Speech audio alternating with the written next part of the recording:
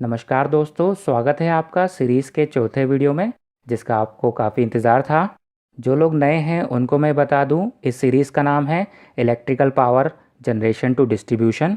पहले वीडियो में हमने जाना था कि इलेक्ट्रिकल पावर को कैसे जनरेट करते हैं, काफ़ी सारे इलेक्ट्रिकल एस्पेक्ट्स को डिस्कस करा था। और लास्ट वीडियो में हम पावर स्टेशन के बाहर जो स्विच यार्ड होता है उसको डिस्कस कर रहे थे, और ये जाना था कि जो high voltage high power switch yard होते हैं उनमें डबल बस अरेंजमेंट होता है। इसका मतलब इनमें दो बस होती हैं। इन दो बस तक इलेक्ट्रिकल पावर को लाया जाता है वोल्टेज को स्टेप अप करके ट्रांसफार्मर के थ्रू, और उसे मेन बस 1 में भी पहुंचा दिया जाता है और मेन बस 2 में भी। इसकी काफ़ी सारी डिटेल हम देख चुके हैं, आप डिस्क्रिप्शन में दिए गए लिंक पर जाकर उस वीडियो को देख सकते हैं। जैसा कि यह एक सेट जो होता है इसे बोलते हैं बे।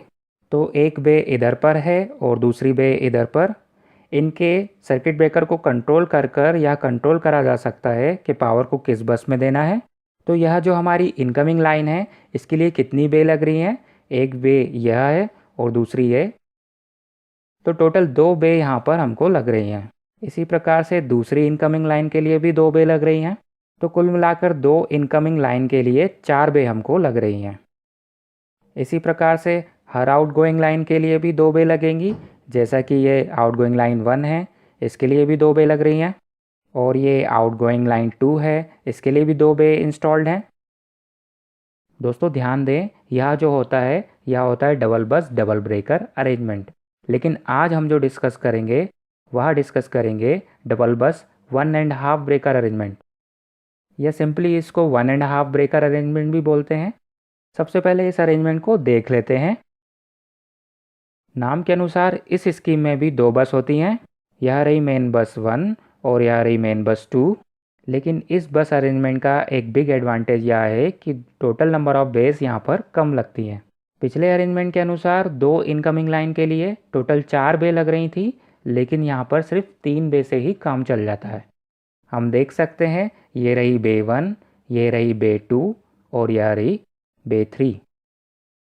तो यहाँ पर 3 बे ही लग रही हैं, और जो हमारी दोनों इनकमिंग लाइन थी उसको हमने कनेक्ट कर दिया है मेन बस 2 से भी और मेन बस 1 से भी।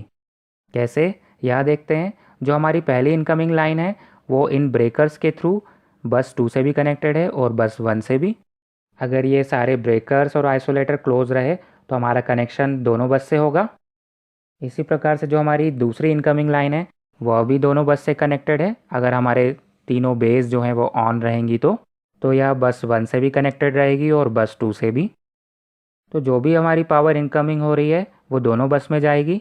और यहाँ पर एक बे तो कम लगी रही है, लेकिन हमको फ्लेक्सिबिलिटी उतनी ही मिलेगी जितनी पिछली अरेंजमेंट में मिली थी।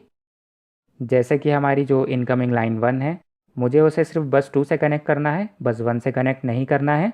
उसके लिए यह जो बे है ये तो ऑन है ही, इस वाली बे को हम बंद रखते हुए इस वाली बे को हम ऑन रखेंगे। इससे जो हमारी फर्स्ट लाइन है वह सिर्फ इस बस से ही कनेक्टेड है, और जो सेकंड लाइन है वह इस बस पे ही कनेक्टेड है।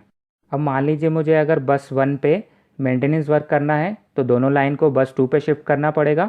उसके लिए हम इन दोनों बेस को ऑन कर देंगे और पहली बे को हम बंद कर देंगे। तो उससे इनकमिंग लाइन 1 बस 2 पे कनेक्ट हो जाएगी और इनकमिंग लाइन 2 भी बस 2 पे ही कनेक्ट हो जाएगी। तो बस 1 जो है वह फ्री हो जाएगी। अब हम इस पे मेंटेनेंस वर्क कर सकते हैं, लेकिन हमें यह भी ध्यान रखना होगा जो दोनों आउटगोइंग लाइन है वह भी बस 2 से ही कनेक्टेड हो। उसके लिए हमें इन दोनों बेस को ऑन करना होगा और पहली बे को ऑफ रखना होगा। तो यह दोनों आउटगोइंग लाइन बस 2 से कनेक्ट हो जाएंगी।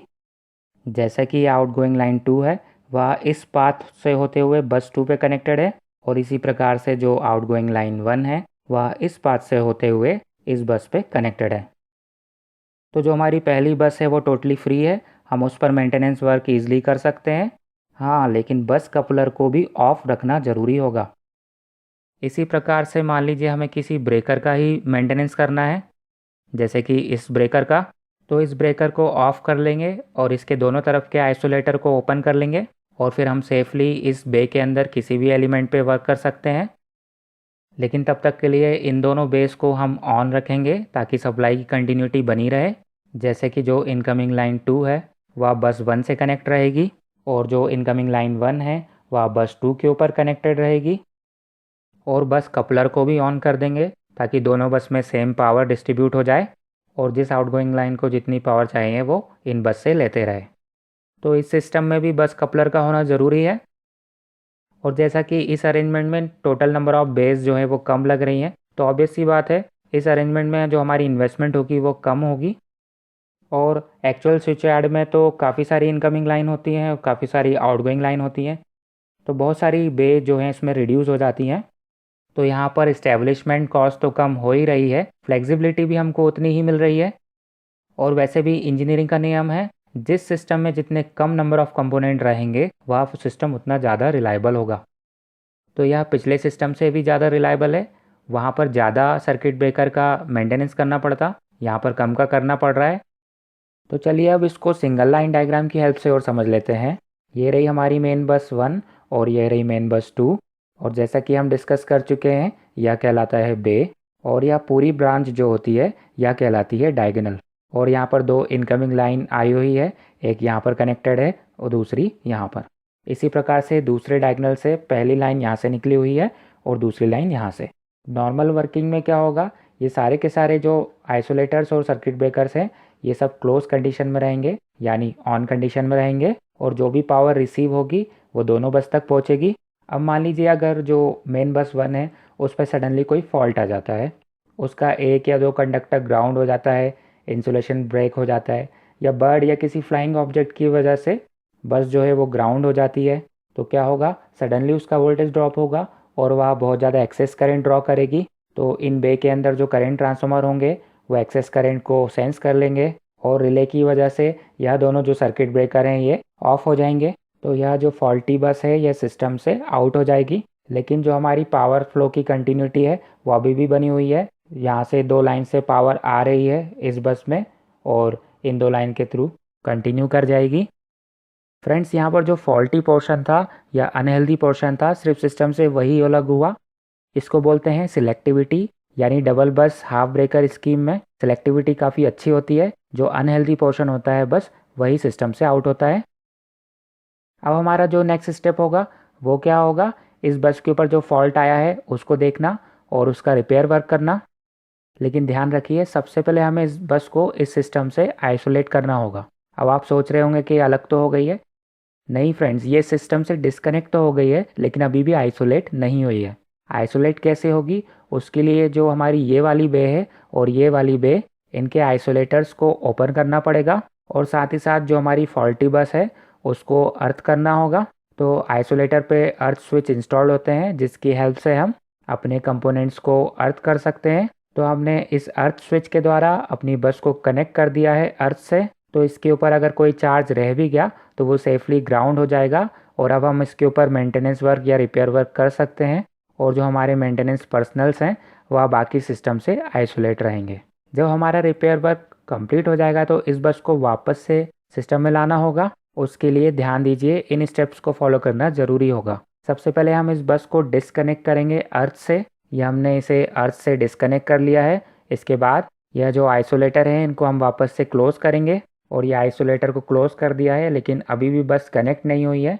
इसको कनेक्ट करने के लिए एट लास्ट हम इन दोनों सर्किट ब्रेकर को ऑन कर देंगे और फाइनली यह बस वापस से ऑपरेशन में आ जाएगी और जो अब हमारी पावर सप्लाई आ रही है इन दोनों बस से होते हुए आगे कंटिन्यू करेगी।